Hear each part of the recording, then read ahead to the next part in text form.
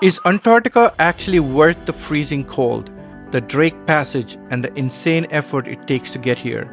Or is it just the world's most extreme bucket list flex? In the next 15 minutes, I'm taking you from Ushuaia to the White Continent, through the Drake Passage, penguin colonies, whale encounters, historic landing sites, and one very questionable jump into Antarctic water.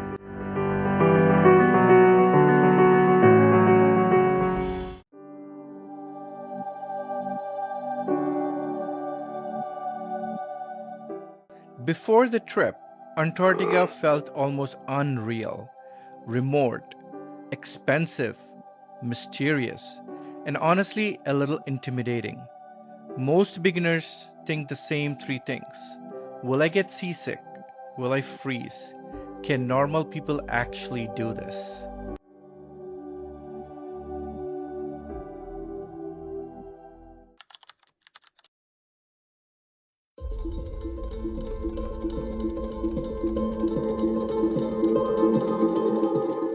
On March 14, 2026, our journey started in Ushuaia, Argentina, the southernmost city in the world, and the gateway to Antarctica. It was cold, rainy, and dramatic in exactly the way you'd want the beginning of an expedition to feel. Once you're on board, you realize this is not a normal cruise. You're not here for pool decks and cocktail contests. You're here for briefings, boots, weather updates, and a ship heading into one of the last wilderness on Earth.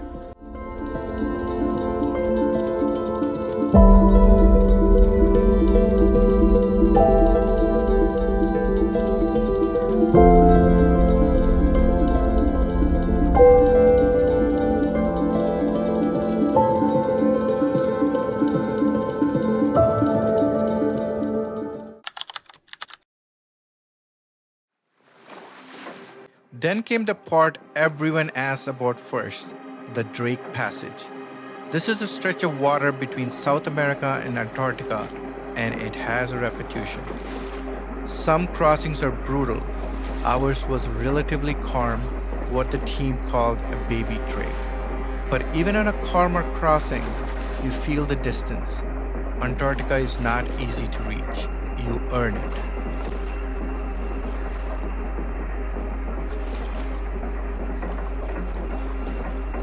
Life on board quickly found a rhythm. Wildlife watching, lectures on seabirds, ice photography, and Antarctica history, and then back outside to scan the horizon again. I don't know. Fine.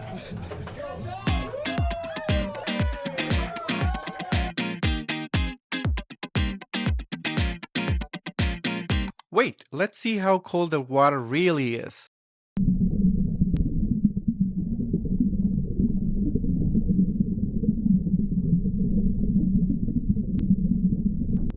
Oh my god, my heart stopped. And then, because apparently crossing the Drake wasn't enough, we did the polar plunge. I still can't tell whether this was bravery, adrenaline, or temporary loss of judgment, but I can confirm one thing: Antarctic water will reset your nervous system instantly.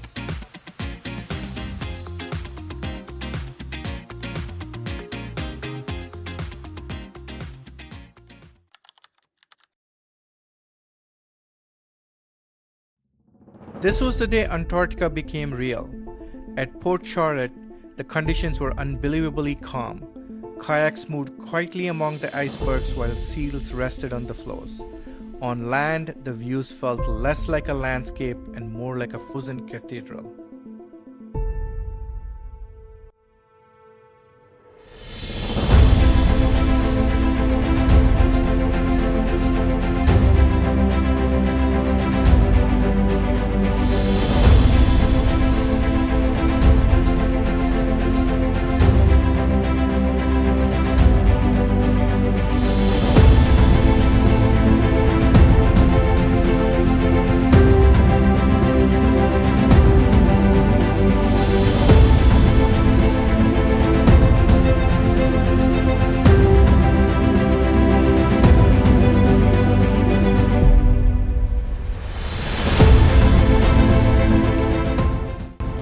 Then came Petermann Island, busy, noisy, chaotic in the best way. Gentoo penguins everywhere, constant motion between sea and shore, total penguin traffic.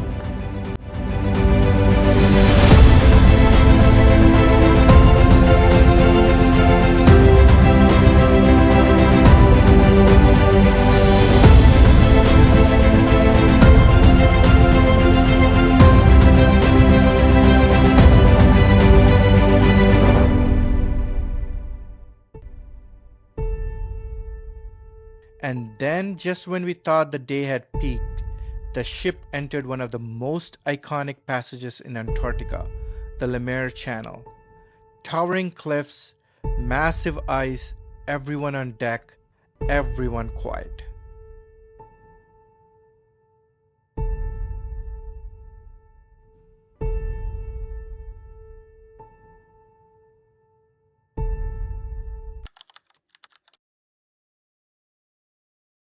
Our next day was pure wildlife. Neko Harbor turned into a full Zodiac exploration because there was already so much activity ashore and from the water. Antarctica somehow feels even bigger.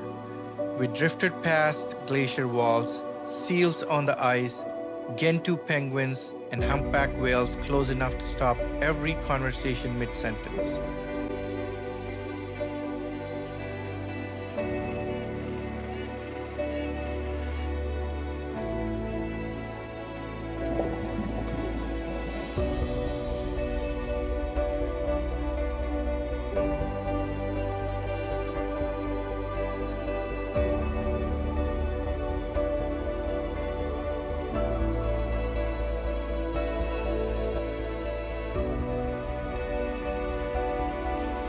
And at Orne Harbor, we added chinstrap penguins, fur seals, a Weddell seal, and more whales. Antarctica kept doing that thing where every landing felt impossible to top, and then topped itself anyway.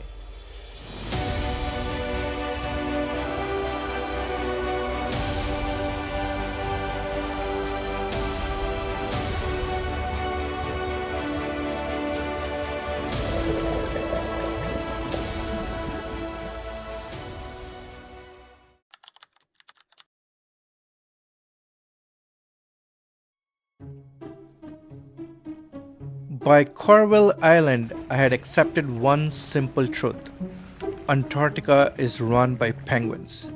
The Gentoos were everywhere, busy, curious, loud, and completely committed to whatever mysterious penguin agenda they were pursuing.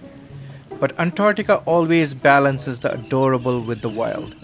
Leopard seals were still patrolling offshore, and by the afternoon at Portal Point, the mood shifted back to scale and silence. A gentle hike opened up to panoramic views of glaciers, mountains, and endless ocean.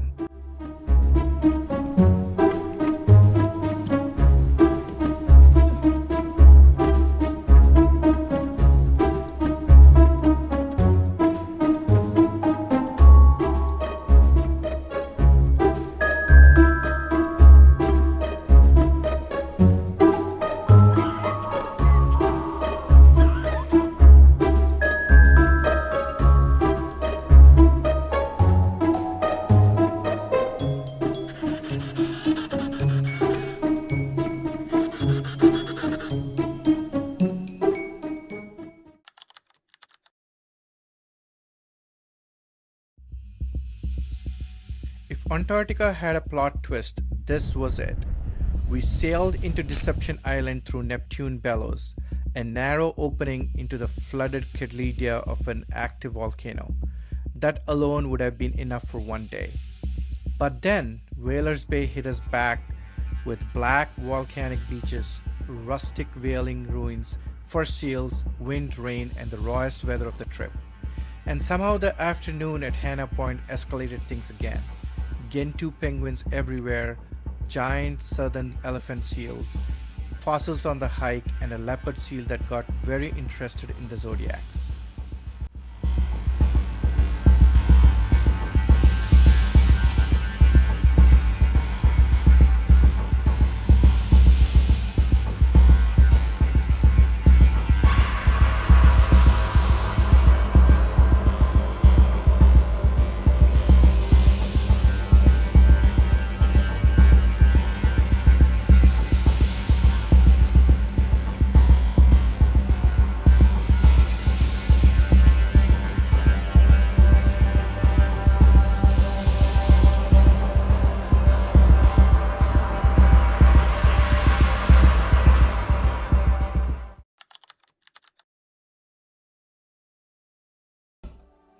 What surprised me most wasn't just the scenery, it was the rhythm of the expedition.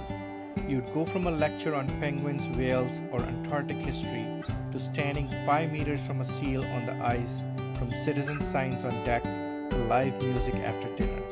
That's why expedition cruising works so well for beginners. You're not just seeing Antarctica, you're constantly learning how to understand it.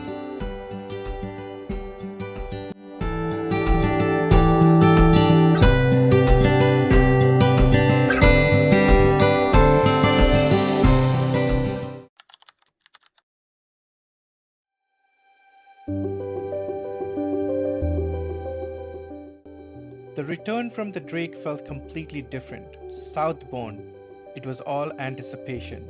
Northbound, it was reflection. By then, Antarctica already done what it came to do. It had reset my sense of scale.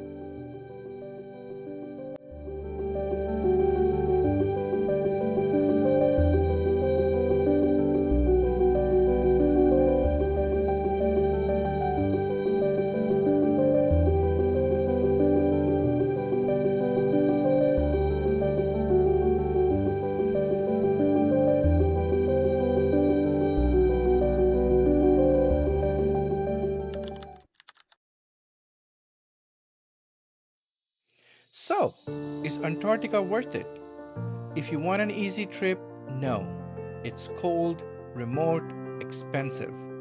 The weather changes fast, landings can shift, and the Drake Passage can absolutely humble you. But if you want one of the most extraordinary travel experiences on Earth, something that feels bigger than tourism and closer to perspective, then yes, completely yes. Antarctica isn't just somewhere you visit, it's somewhere you feel.